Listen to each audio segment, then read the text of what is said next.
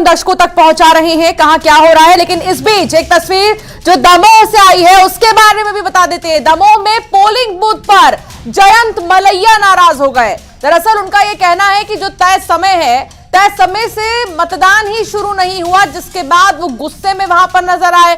उन्होंने कहा कि पीठासीन अधिकारी से बात हुई है लेकिन अब तक इसका जो हल है वो नहीं निकल पाया है। ऐसे में वो बहुत ज्यादा नाराज नजर आए कि तय समय से मतदान शुरू नहीं हो सका। इसके पीछे की वजह वो पूछते हुए नजर आ रहे हैं। उनका कहना है कि 7 बजे से वोटिंग शुरू होनी थी लेकिन अब तक शुरू नहीं हुई।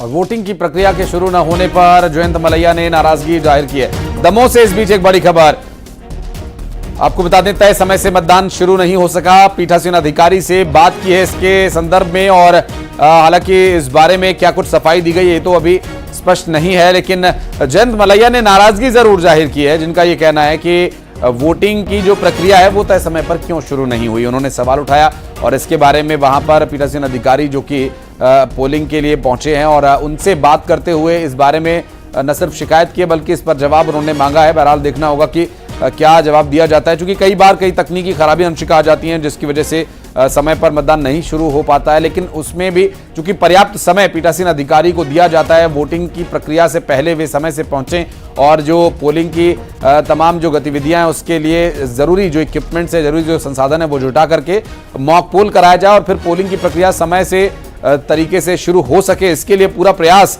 सभी निर्वाचन अधिकारियों को निर्देशित करके भेजा जाता है कि तय समय से मतदान की प्रक्रिया शुरू होनी चाहिए। लेकिन यहां पर क्यों, आखिर क्या कारण रहा कि जो वोटिंग की प्रक्रिया वो समय पर नहीं शुरू हो पाई। दमोह से एक जानकारी मिल रही है जहां पर पोलिंग बूथ पर वोटिंग की प्रक्रिया ठीक समय पर शुरू न हो पाने के चलते पीठासीन अधिकारी से बातचीत की और नाराजगी जताई है जयंत मलैया ने।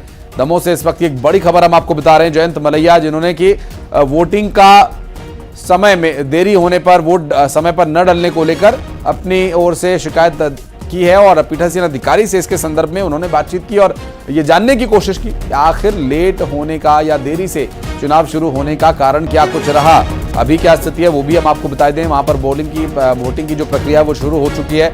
फिलहाल जानकारी ये मिल रही है कि जो थोड़ा लेट शुरू हुआ वोटिंग, तो इस बात को लेकर नाराजगी वहां पर जाहिर की। और स्वाभाविक है कि अगर कहीं पर पोलिंग या वोटिंग सही समय पर शुरू नहीं होती है तो क्या उससे बहुत ज़्यादा फर्क पड़ेगा, निर्भर करता है कई बार ये। लेकिन यहाँ पर इस एक परिस्थिति में क्या निर्वाचन अधिकारियों या पीठासीन अधिकारियों को कोई समस्या अगर आती है तो विजय शर्मा जी क्या देख पा रहे हैं, उत्साह देख रहे हैं लोगों में, देखने का विषय रहेगा। विजय शर्मा है, उनके साथ गजब का उत्साह पूरे देश में दिखता है।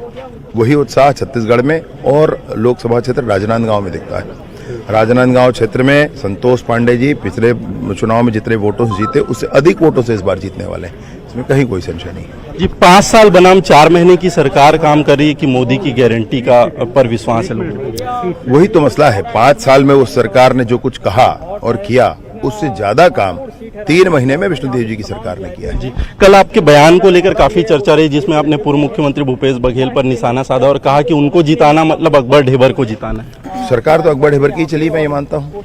कैसे एक ही परिवार ने रायपुर की अधिकतम बिल्डिंगें खरीद ली थी, कोई नहीं जानता है क्या? किस तरीके से कवर्धा में घटनाक्रम हुई नहीं जानते हैं क्या? बीरनपुर की घटना का मूल क्या है नहीं जानते हैं क्या? और अगर ऐसी परंपराएं और ऐसी स्थितियों को फिर से छत्तीसगढ़ में पुनर्जीवित करने की विषय है तो मैं जरूर कहूंगा ये मेरा पक्ष है, मैं इस पक्ष को बिल्कुल रखता हूं। भगवा अपमान बीरनपुर का मामला जो विधानसभा में उठा उसका परिणाम भी देखने को मिला, लोकसभा में भी क्या वो मुद्दे भुनाए जा रहे हैं? देखिए, मसले ऐसे हैं जिन पर सारे विषयों पर चर्चा की जाती है और चुनाव होता है तो मंथन समाज करता है और उस पर फिर निर्णय निकलता है, तो सारे विषय आना आवश्यक है। मैं तो फर्जी एनकाउंटर की बात जो ये कह रहे हैं उस पर भी कहना चाहता हूँ कि कैसे कहते हैं फर्जी एनकाउंटर, जब विभाग कहता है 50 नक्सली मारे गए, 8 अप्रैल को नक्सली प्रेस नोट जारी करके कहते हैं 50 नक्सली मारे गए। विभाग कहता है 29 नक्सली वर्दीधारी मारे गए, तो ये कहना शुरू कर देते हैं कि फर्जी एनकाउंटर हुआ है। 18 अप्रैल को अभी नक्सलियों ने फिर प्रेस नोट जारी किया और उसमें कहा कि 29 नक्सली मारे गए हमारे। तो जब नक्सली स्वयं स्वीकारते हैं तो ये कैसे कहते हैं कि ये फर्जी एनकाउंटर है? भ्रम फैलाना है लोगों के बीच में, अर्बन नक्सलियों को खाद पानी देना है, इसलिए ऐसा। जी सर, स्थानीय समस्याएं कहीं ना कहीं देखने को मिलती है, तो उस पर क्या कहेंगे? क्योंकि ये जब हिंदू मुस्लिम वाला मुद्दा होता है तो कहीं ना कहीं स्थानीय समस्याएं भी गुम होते नजर आते हैं। भैया मैं कहता हूं कि कौन सी ऐसी समस्या है जो गुम हो जाती है? जब भी बात मंदिर की होती थी तब आलू प्याज की बात आ जाती थी। भैया आलू प्याज है हमारा विषय, उसमें मसला नहीं है। क्या मंदिर नहीं है? क्या उस पर बात नहीं होनी चाहिए? भैया राम मंदिर बने, ये भारत के मेरे स्वाभिमान का विषय है भाई, क्यों ना बने? वो इंग्लैंड में जाकर बना रहे हैं क्या मंदिर? भारत में बना रहे हैं ना, अयोध्या जी में बना रहे हैं ना, उनके जन्म स्थान पर बनाने की मांग हो रही थी ना। 500 सालों तक नहीं बनी, इतने दिनों तक देश की आजादी के बाद भी नहीं बना। अभी बना है तो जनता को बताएंगे नहीं। और वैसे भी आपको बहुत स्पष्ट कर दूं, सुप्रीम कोर्ट ने उस जगह का फैसला किया कि ये किसकी जगह है। ये नहीं कहा कि यहां मंदिर बनना चाहिए, ये कहने वाले तो नरेंद्र मोदी। 3 सीटों पर वोटिंग हो रहा है, क्या अपील करेंगे जनता से? वोट करना चाहिए भैया, लोकतंत्र की मजबूती के लिए वोट करना चाहिए और भारत की मजबूती के लिए कमल पर वोट करना चाहिए। जी बिल्कुल, ये थे डिप्टी सीएम विजय शर्मा जी, जिन्होंने कहा कि लोकतंत्र की मजबूती के लिए वोट करना चाहिए, अधिक से अधिक वोट करें ताकि सशक्त सरकार बने। कैमरामैन मनीष गीते के साथ आकाश शुक्ला, न्यूज 18 कवर्धा।